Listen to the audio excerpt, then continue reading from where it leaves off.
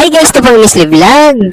Nagtitinda ng mga gamit hindi at iba't ibang klaseng mga kotkotin at gusto ko ibahagi sa ating mga kabayan na naghahanap ng mga extra income ang pagre-repack ng mga gamit hindi na kung paano malaki ang kita. Guys, nagpasalamat tayo sa lahat ng mga nag-subscribe at mga viewers ng Miss Lee Vlog. Thank you guys. Sana suportahan nyo na lumago itong ating channel para mas marami pa tayong magawang mga video tungkol sa mga pagre-repack ng mga gummy candy. Guys, ang re-repackin natin ngayon, gummy bear candy.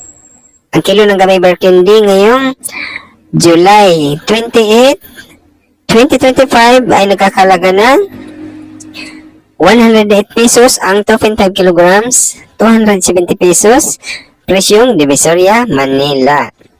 Ang gagamitin natin plastic, 5x7, 21 peraso na gummy bear. Pang 20 pesos lang guys ang ating bintahan. Or depende guys yan ha, kasi merong mga gummy bear na maliliit. At saka meron din, parang mga medium lang. Ito parang large ang laki ng gummy bear na to. Kaya ang ating lagayan ay 21 peraso. At saka pag gumawa naman tayo nito ng pang 5 piso, 5 peraso lang ating nilalagay.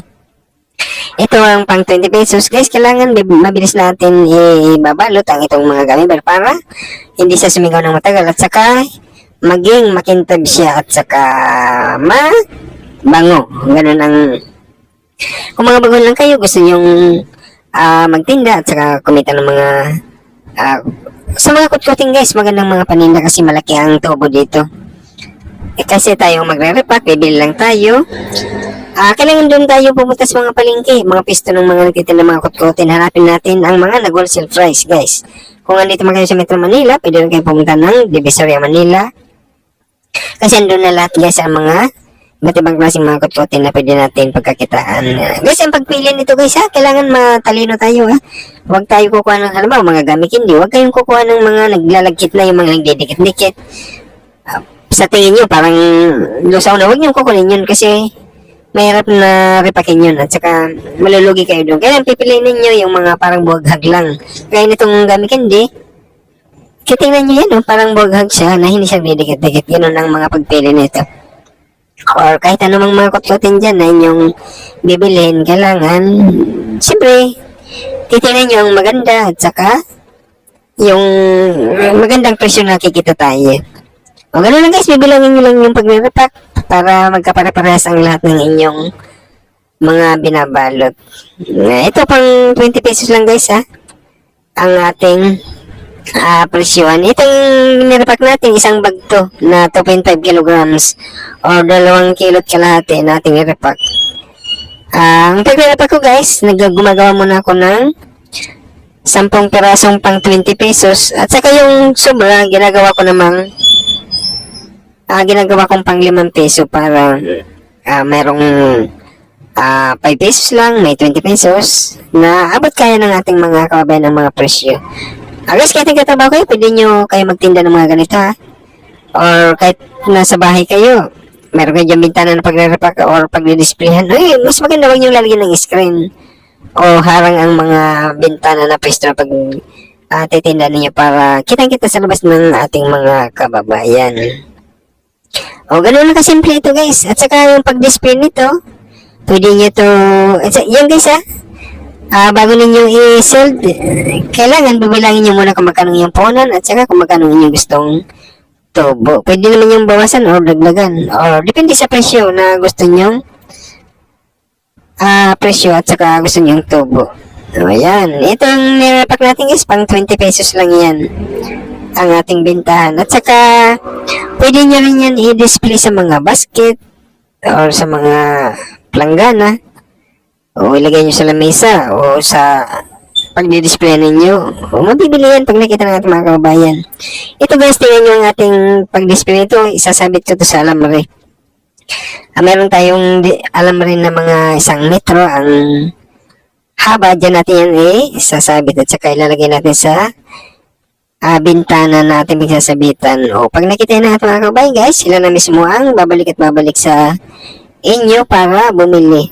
O lalo, titingnan nyo guys kung anong mga gusto ng mga kababayan natin yun lagi ang inyong bibilhin. Makita naman natin yan kung anong mga gusto ng ating mga kabayan para at saka maraming mga kutkuting guys na inyong pwedeng pagkakitaan, mga gummy candy, mga sampalok, dili, sweet beans, pop beans, mga mani, mga cornic, maraming mga fish crackers guys, at saka mga cropik.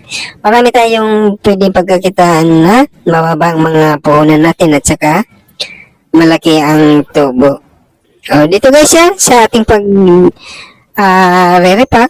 Kaya dito guys sa ating channel binabahagi ko ang aking pagtitinda at saka pagre-repack para gawin nyo rin para lahat tayo ay kumita para sa ating pang-araw-araw na pangangailangan. Ganun lang kasimple guys ang ating pagre-repack dito sa mga kot-kotin. At pwede nyo rin gawin kagaya ginagawa ko guys na mga pagre-repack at mga style. Dyan ang ating pagsasabitan guys. Yan, alam rin. Yan. At saka, pag sinabit mo yan sa mga bintana o sa mga pisto na walang screen, maganda tingnan yan. At saka, mabibili yan. Maraming ibang klaseng mga gamit hindi. Gumawa ka ng iba't ibang klaseng mga tag 20 pesos at saka gumawa ka rin ng pang 5 piso. Maganda. Maganda tingnan guys at saka mabibili ka agad ng ating mga kaubayan. Ito mabibili yung mga ganito kahit mga bata kasi hanggang matatanda bumibili ng mga ganitong mga gamit hindi. Ito ngayon ang mga gustong-gusto ng ating mga kaubayan kasi ito guys masarap ang mga timpla nito, medyo maasim na matamis. Kaya dito at saka malalaking mga tubo nito sa mga ganitong mga kot-kotin. Ayun na nating naripag guys. Di ba na maganda na? Kung meron ka dyan sa inyong mga lugar guys, alam mo, sa inyong mga lugar, marami mga tao dyan at saka walang titinda ng mga ganitong mga kot-kotin. Naku, mabili yan guys yung mga ganitong mga paninda. Ayun, kung ikaw nag-umpisa ka na o gusto mo magtinda mga ganito, gawin nyo na. Guys, nagpapasalamat tayo sa lahat ng mga nag-subscribe dito sa Miss Lee Vlog at saka sa mga nanonood. Thank you guys! Para sa ibang mga magustuhan yung mga ganitong klaseng video, please like, share, and subscribe at gawin nyo rin para lahat tayo ay kumita. Thank you guys! Bye!